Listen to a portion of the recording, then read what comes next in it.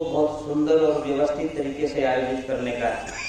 23 सितंबर वैसे तो शहीदी दिवस है, हरियाणा शहीदी दिवस, लेकिन महर्षि दयानंद सरस्वती की जन्म जयंती का ये 200वां वर्ष है और उसके साथ साथ आज़ादी का अमृत महोत्सव भी हम लोग मना रहे हैं। दो विशेष जो है ओकेजन के ये अवसर थे, उन दोनों अवसरों को मिलाकर के हम कार्यक्रम कहाँ करें, ये जब बात चल रही थी, पूरे हरियाणा का कार्यक्रम जब निर्धारित हो रहा था रोहतक में, तो जींद के साथियों ने जोर लगा करके कहा कि जींद में करेंगे। और जब जींद की मीटिंग रखी गई तो जींद के सभी साथियों ने कहा कि जींद में करना है तो खटकड़ में करेंगे। खटकड़ में भी शायद इसीलिए साथियों ने ये कार्यक्रम आयोजित किया, जैसा सुबह स्वामी जी बोल रहे थे कि महर्षि दयानंद सरस्वती ने किसान को राजाओं का राजा कहा है।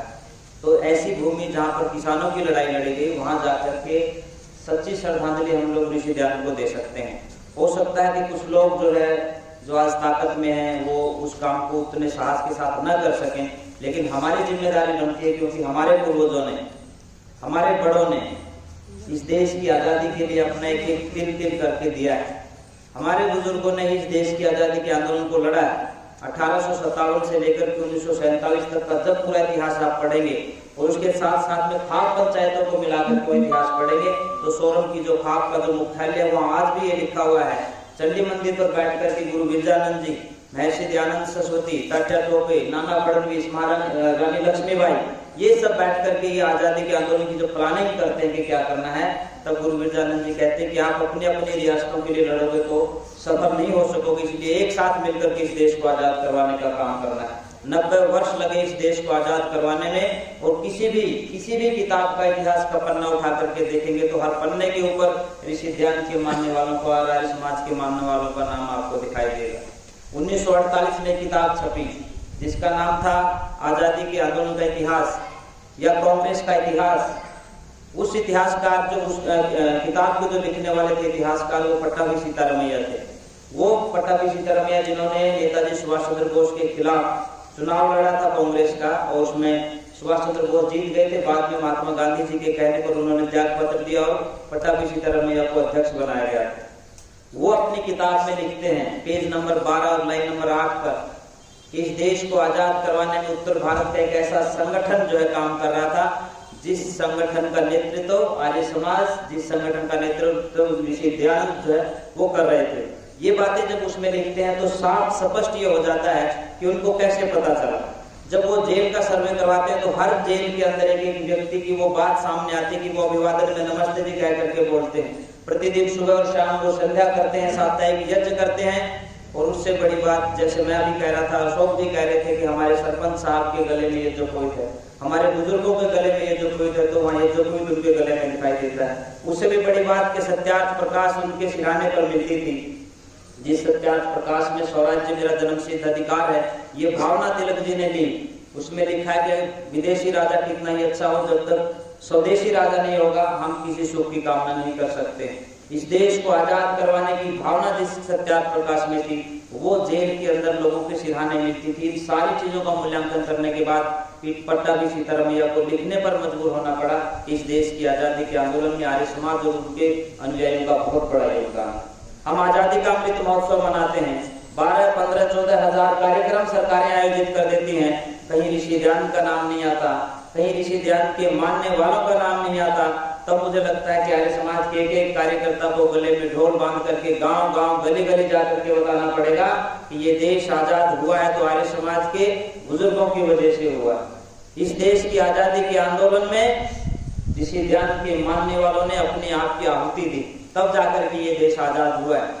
आज की ये जो यात्रा का संदर्भ बनता है वो इसीलिए है कि 23 सितंबर को पूरा हरियाणा जो है अपनी भावनाएं व्यक्त करने के लिए यहाँ पर टोल पर पहुंच रहा है। ऋषि दयानंद को सच्ची श्रद्धांजलि यही है कि उनके विचारों को जन जन तक पहुंचाया जाए।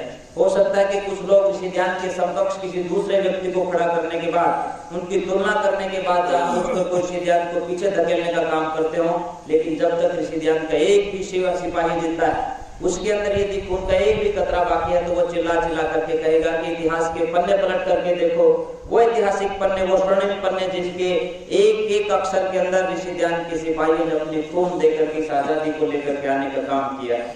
वो चीजें आज समझने की आवश्यकता है। यही एक मात्र जो उद्देश्य था इस पूरे के पूरे कार्यक्रम का, कि हम लोगों को जाकर के बताएं कि शहीद आजम भगत सिंह आर्य समाज की भट्टी में पला बढ़ा था। हम लोगों को जाकर के बताएं कि शहीद आजम भगत सिंह के दादाजी ने महर्षि दयानंद सरस्वती से ये जो गोद लिया था। हम लोगों को जाकर के बताएं कि स्वामी श्रद्धानंद जी महर्षि दयानंद जी की प्रेरणा से तैयार हुए थे। हम लोगों के बीच में जाकर के बताएं कि लॉर्ड मेघालय की शिक्षा पद्धति को चैलेंज देने का काम एक बहादुर सन्यासी ने किया जिसका नाम स्वामी श्रद्धानंद था। ये लोगों को जाकर के बताएं। हम लोगों को ये भी बताएं कि श्याम जी कृष्ण वर्मा जो सारे क्रांतिकारियों के गुरु थे, उनको महर्षि दयानंद सरस्वती ने लंदन भेजा। वहां पर जाकर के उन्होंने इंडिया हाउस बनाया और उस इंडिया हाउस में सारे क्रांतिकारी इकट्ठे होते थे और देश की आजादी का आंदोलन न सिर्फ अंदर बल्कि देश से बाहर भी लड़ा जा रहा था। हम लोगों को ये भी बताना चाहते हैं कि शाहजहांपुर का आर्य समाज मंदिर ऐतिहासिक आर्य समाज मंदिर है, जिस मंदिर के अंदर बैठ करके शहीद आजम अशफाकुल्लाह खान और उनका साथी जिन्होंने लिखा सरफरोशी की तमन्ना अब हमारे दिल में है, देखना है जोर कितना बाजुए का दिल में है, राम प्रसाद बिस्मिल। दोनों एक कट्टर मुसलमान, एक कट्टर आर्य समाजी, दोनों एक आर्य समाज मंदिर में रहते हैं। एक कोने में बैठ करके अपनी नमाज पढ़ रहा है, दूसरा एक कोने में बैठ करके संध्या कर रहा है। और जब कुछ मतांध मुसलमान आर्य समाज मंदिर को तोड़ने के लिए आए, उस समय अशफाकुल्लाह खान आर्य समाज मंदिर के बाहर खड़ा हो जाता है पिस्टल तान करके और कहता है कि यदि तुमने मेरे साथी की इबादत की जगह को छेड़ने का प्रयास किया तो मेरी ये गोलियां तुम्हारी छाती को छलनी करने का काम करेंगी। राम प्रसाद बिस्मिल और अशफाकुल्लाह खान आजादी के आंदोलन के दो अनमोल हीरे, और वो कहते हैं कि यदि हमारे मरने के बाद आजादी का जश्न मनाओ तो इस देश की एकता का जश्न मनाना, हिंदू और मुसलमान में आपसी भावना बना करके सामाजिक सौहार्द की बात करना। अशफाकुल्लाह खान को तैयार करने का श्रेय राम प्रसाद बिस्मिल और उसके साथियों को जाता है।